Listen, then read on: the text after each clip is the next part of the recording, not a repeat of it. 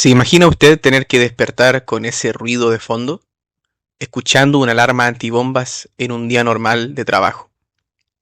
Eso ocurrió en Argentina un 18 de julio de 1994. La AMIA, la Asociación Mutual Israelita, una de las tantas asociaciones o fundaciones sin fines de lucro representando a la importante comunidad judía en el país de Argentina. Argentina es un país muy grande, por lo tanto es muy cosmopolita, es decir, hay gente que pertenece de todos los países y de todas las razas. Hay muchos árabes, judíos, italianos, rusos, eslavos, de todas las etnias posibles. Pero los ataques antisemíticos y aquellos también relacionados con el terrorismo no se hicieron esperar. El 11 de septiembre del 2001 ocurrió el reconocido atentado a las Torres Gemelas. Y aunque existen hipótesis de que ese atentado fue perpetrado por el propio gobierno de George Bush en ese tiempo, también hay que recordar que en América ya estaban existiendo atentados terroristas. En 1992 hubo un atentado en la Embajada de Israel en Argentina. Desde el principio, la justicia argentina comenzó a dilucidar que el brazo armado paramilitar de la República Islámica de Irán era el culpable de dicho atentado. Desde siempre comenzó a manejarse esa hipótesis, pero las cosas comenzaron a confirmarse aún más cuando 2 años después, un 18 de julio del año 1994, ocurrió esta explosión en la AMIA, en Buenos Aires, en la calle Luis Pasteur. Acabamos de escuchar el ruido de una alerta de bombas. Cada 18 de julio se coloca esta alarma a la hora en la que sonó ese día, como una forma de conmemorar a los cientos de muertos y heridos y mutilados que hubo ese día. Mucha gente que ni siquiera era necesariamente de ascendencia judía, gente que trabajaba en las cercanías de la AMIA que se vio afectada. Para recordarlos a ellos entonces se suele colocar esta alarma. Bueno, nuestros colegas de Radio Mitre estaban trabajando en un día normal. Recordemos que en los 90 no habían teléfonos celulares como los que hay hoy día. No era tan fácil llegar y hacer una llamada. Entonces, ¿qué fue lo que ocurrió? Eduardo Feynman, un gran conductor de radio de Argentina y que comenzó más o menos a mi edad a estar en radio, él comenzó más o menos a los 24 años, estaba a punto de comenzar su programa en Radio Mitre, tal vez la radio más importante de Argentina junto con Radio de Rivadavia y Radio 10. Cuando un productor, ni siquiera un periodista, era un productor de Radio Mitre, escucha primero una explosión, porque la sintió en la ciudad de Buenos Aires. Entonces mira a Eduardo Feynman, el presentador, y le dice, ¿sabes qué? Yo voy a tomar un móvil de radio y voy a ver qué está pasando. Y fue a pie desde las estaciones de Radio Mitre hacia la calle Luis Pasteur, donde estaba la AMIA. En ese momento, este productor llamado Carlos Bianco, que en paz descanse, sin ser un periodista profesional, logra dar una descripción detallada de lo que está ocurriendo. A pesar de la desesperación, a pesar del dramático momento que se estaba viviendo en ese momento en Buenos Aires, a pesar de la desgracia, la sangre, los edificios a punto de caerse ahí en Buenos Aires, fíjese lo que fue capaz de hacer Carlos el Chaucha Bianco cuando le llaman directamente. Recordemos de que para llamar por teléfono en vivo era muy difícil porque los teléfonos eran verdaderos ladrillos, eran de un porte más grande que el que tenemos hoy. Así y todo se logró establecer la comunicación con Carlos el Chaucha Bianco. Y note usted lo que fue capaz de describir en ese momento tan dramático de la historia de Argentina y del mundo.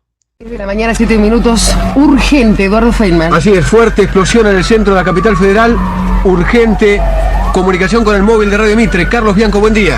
Eduardo, si el llanto se puede volver a repetir, es en este momento. Volaron la AMIA, igual que en la embajada de Israelí.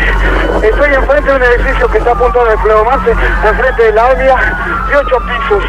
Están retirando chicos ensangrentados, mujeres, niños.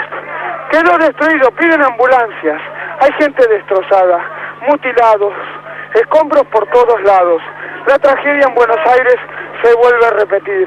Una bomba estalló en una dependencia de la comunidad judía Pasteur al 600.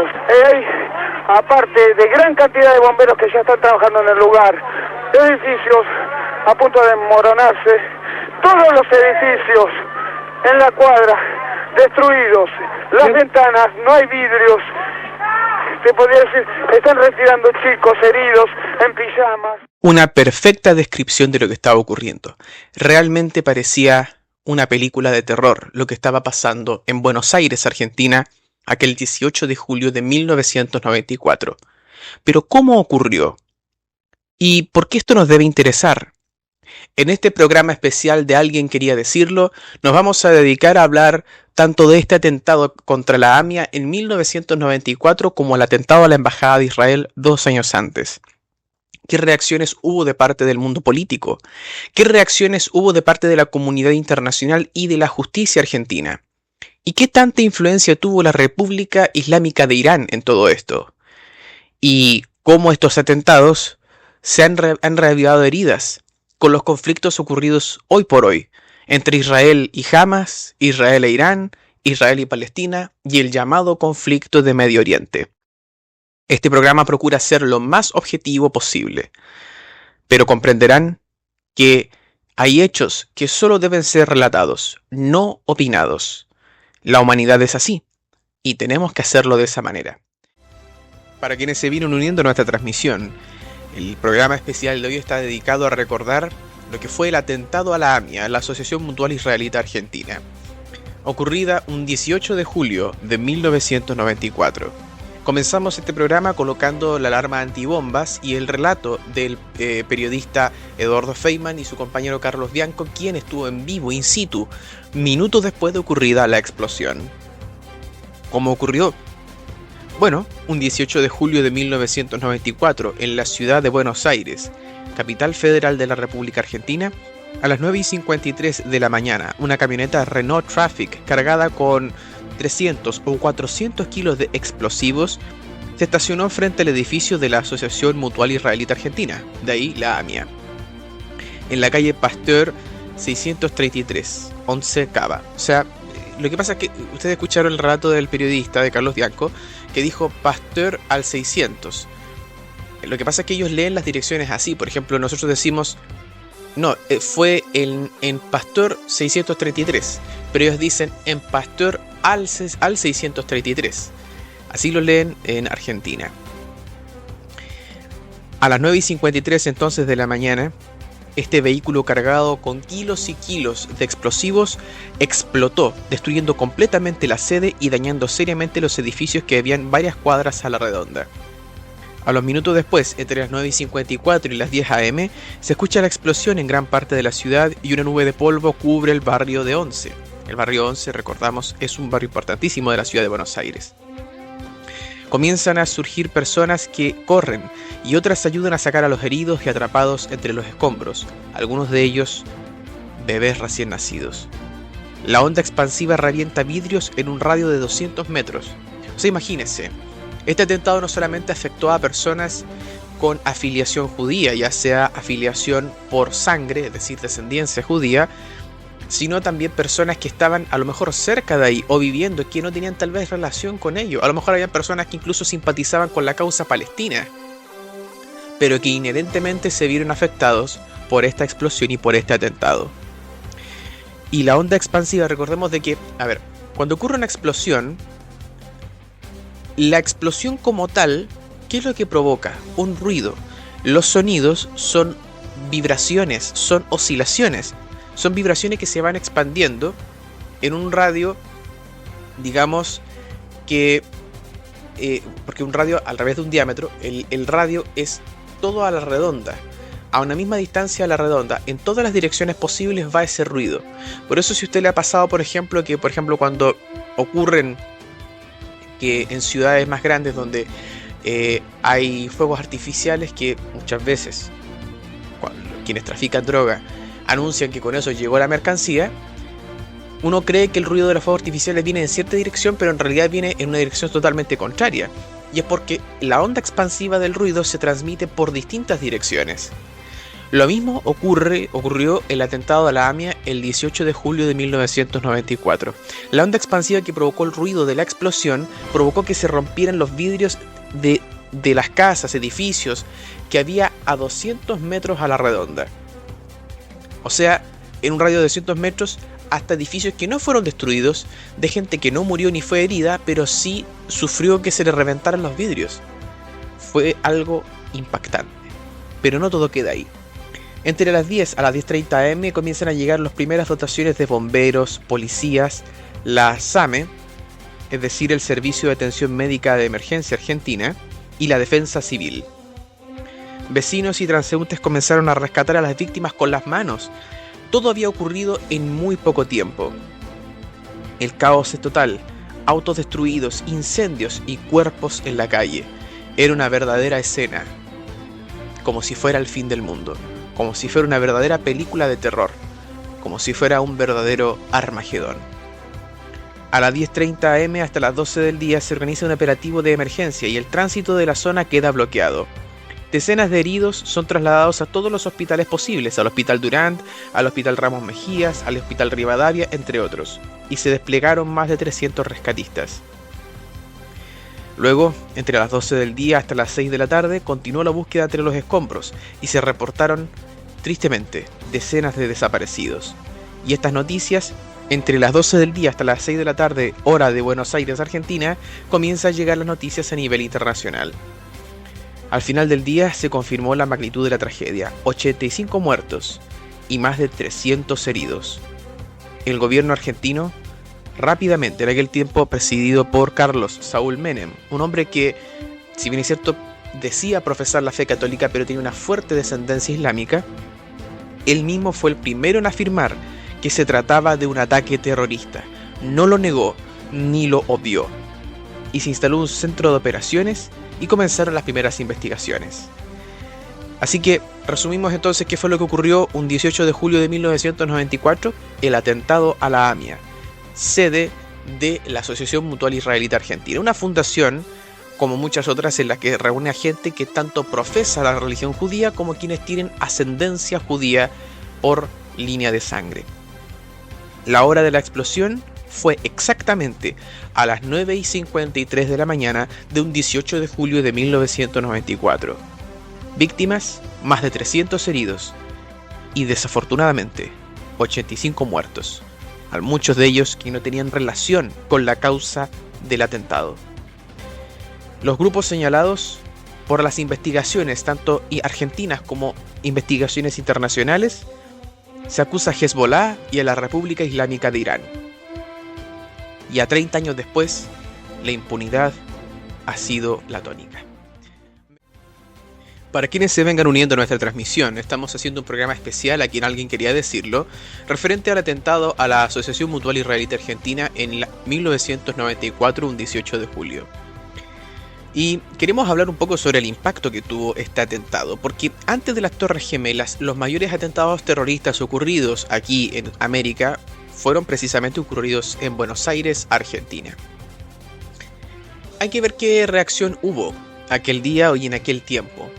El segundo atentado más grande, porque el primero fue el de la embajada que hubo de la embajada de Israel en Buenos Aires.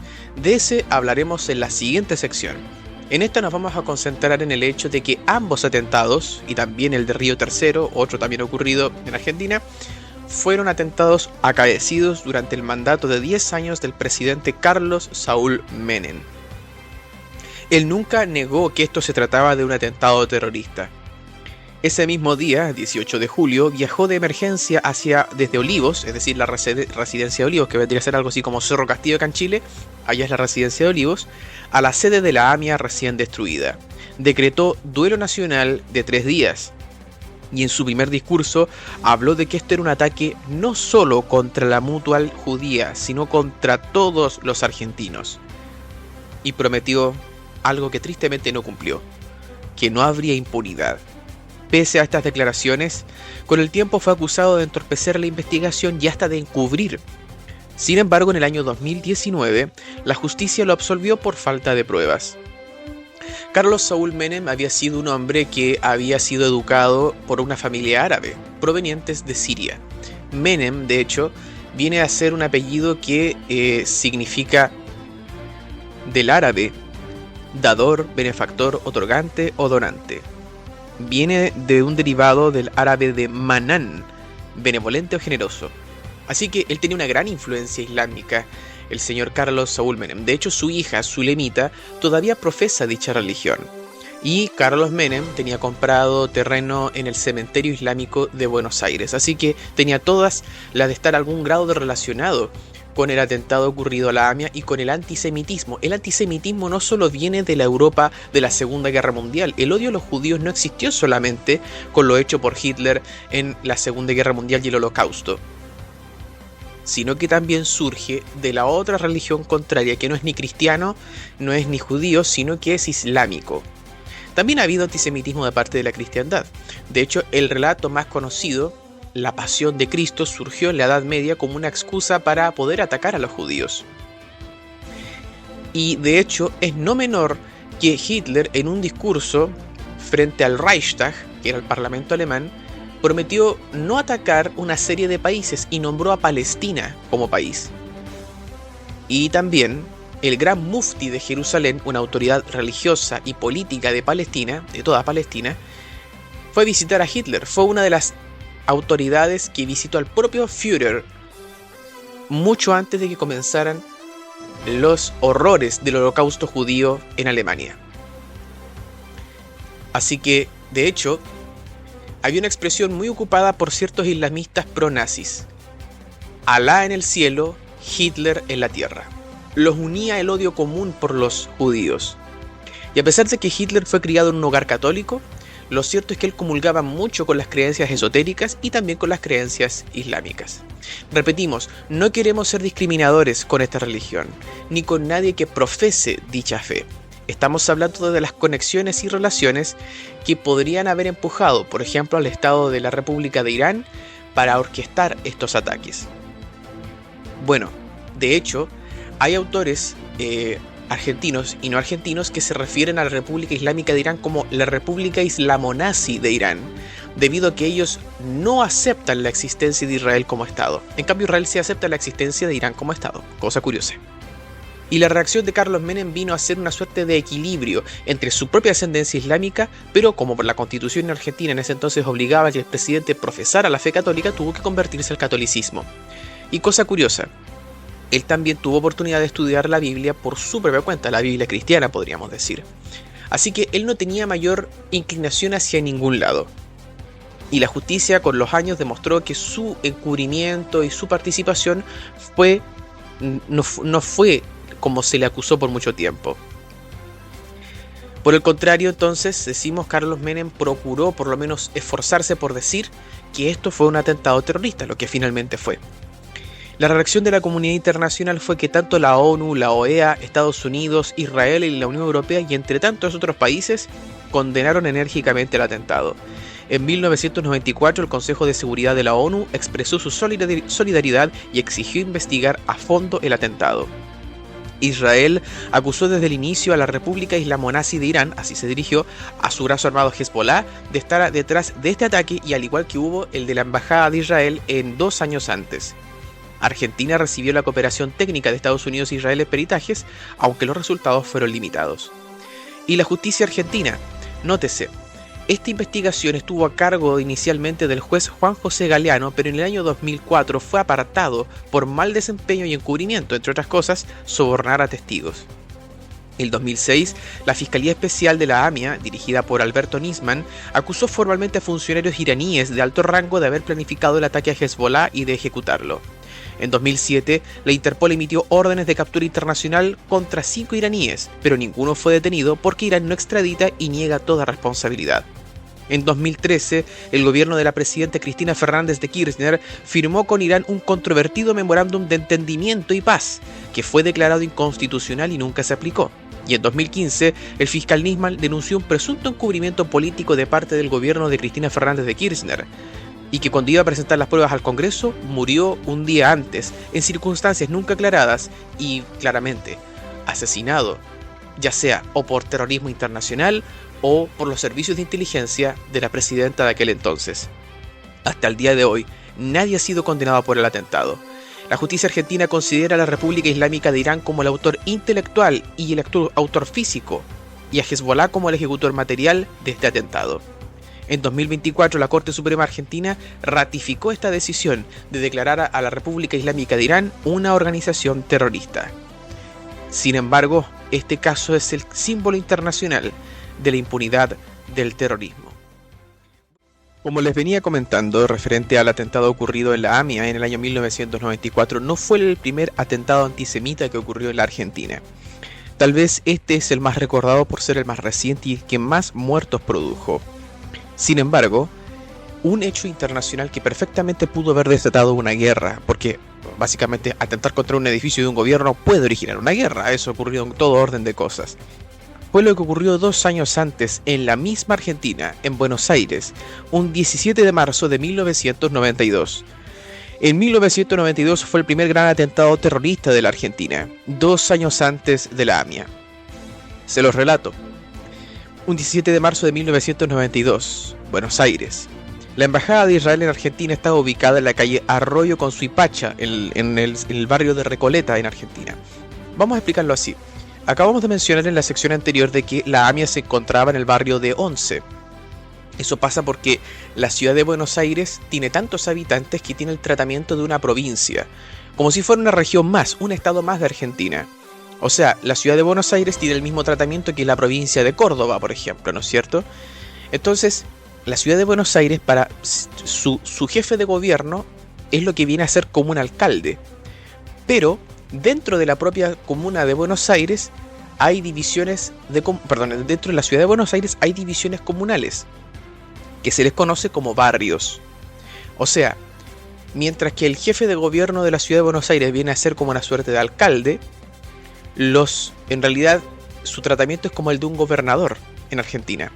Y los jefes comunales, los jefes de barrio, que vendrían a ser como los presidentes de las juntas de vecinos, tienen el tratamiento de un alcalde. Ya, ese es todo el embrollo técnico burocrático que hay en Argentina. Bueno, en esa condición, mientras que en el barrio de Once, así se llama, Once, el barrio de donde estaba la AMIA, en el barrio de Recoleta se encontraba la Embajada de Israel en Argentina. Un 17 de marzo de 1992 ocurrió el atentado a las 2:42 de la tarde, pleno horario laboral. El ataque fue el siguiente: una camioneta Ford F100 cargada con explosivos chocó contra el frente de la embajada. La explosión destruyó por completo el edificio y dañó gravemente 2 edificios aledaños, una iglesia católica y una escuela que estaba cerca de allí. Como consecuencia, hubo 22 muertos, entre diplomáticos y transeúntes, vecinos y alumnos de la escuela, que nada tenían que ver con el conflicto árabe y judío. Además, hubieron 200 heridos, y gran parte de la manzana quedó en ruinas. Bueno, la investigación y la atribución a este atentado fue la siguiente. El mismo día, el grupo Yihad Islámica, brazo armado de Hezbollah, reivindicó el atentado. Se atribuyó ellos mismos la destrucción de la Embajada de Israel en Argentina. En 1999, la Corte Suprema Argentina, presidida por el juez Julio Nazareno, declaró oficialmente que el atentado fue cometido por Hezbollah con apoyo logístico de Irán. Tristemente, al igual que el caso de la AMIA, nunca hubo detenidos ni condenados en la Argentina, eso sí. Este fue el primer ataque terrorista a gran escala ocurrida en América Latina, con el sello del fundamentalismo islámico. Marcó a Argentina como el blanco de ataques ligados al conflicto de Medio Oriente y fue el antecedente directo más grande al atentado que ocurriría en la AMIA 2 años después. Hoy, en el lugar fuera del edificio demolido, funciona una plaza memorial con placas conmemorativas con los nombres de las víctimas.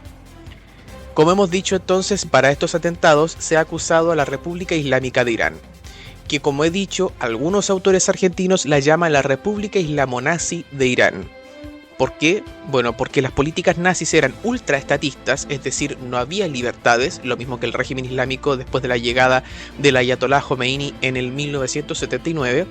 Cero respeto por las mujeres, usted verá que el régimen islámico es tremendamente machista, misógino, y además es financiado por el aparato, digamos, ilegal o ilegítimo, porque se tiene entendido que muchos carteles de drogas funcionan como una suerte de financiadores del régimen islámico y a su vez los narcotraficantes o los carteles de droga de todo el mundo tienen cierto grado de relación mutua con la República Islámica de Irán. Irán no es un estado capitalista, o no es como China que tenga un capitalismo de estado como para generar tanta ganancia. Entonces, ¿de dónde sacan el dinero para hacer todas estas obras? Bueno, en gran medida por actividades ilícitas patrocinadas por ellos mismos. De hecho, en sus últimos meses de gobierno, Nicolae Ceausescu, poco antes de ser ejecutado, poco antes de que su dictadura cayera en Rumanía, él estaba en la embajada de Irán, tratando de intercambiar armas por petróleo con el sucesor de Khomeini. Bueno, ¿y eso por qué tiene que ver? Bueno, porque las armas que poseía Irán era lo suficiente, es el mayor recurso que tiene la República Islámica. Que tras la caída del Shah de Irán, cuando antes de la revolución islámica en Irán, ellos eran un país bastante occidental. Las mujeres podían andar en shorts, perfectamente en minifalda, los hombres parecían así como los turcos, ¿no? Bastante occidentalizados. Pero con la llegada del régimen dictatorial del Ayatollah, comenzó todo esto. Y los ataques terroristas no dejaron de ocurrir. Es decir, terminó la Guerra Fría y terminó el enfrentamiento con la Unión Soviética, pero surgió ahora el poder islámico y el poder de los yihadistas. Recordamos que los terroristas no es lo mismo que los islámicos. Eso sería como decir que un judío por naturaleza es sionista. No es así. Una persona puede profesar una religión, pero hay un rasgo fanático. Hay una sección fanática de dichas religiones que son capaces de, como ha sido el caso de los yihadistas, de inmolarse, explotarse ellos mismos. Tristemente, estos fueron los primeros antecedentes de lo que se vivió después en Estados Unidos, en Nueva York, en el World Trade Center, el 11 de septiembre del 2001. Y la tristeza también de que estos casos no han sido más que tratados con la mayor impunidad posible. Y pareciera que va a seguir así. Pero es bueno recordarlo, porque como hemos dicho, lo que ocurrió hoy, sí ocurrió ayer. Amigos queridos, ha sido un gusto haber estado en esta emisión especial de Alguien Quería Decirlo. Que pasen un excelente día.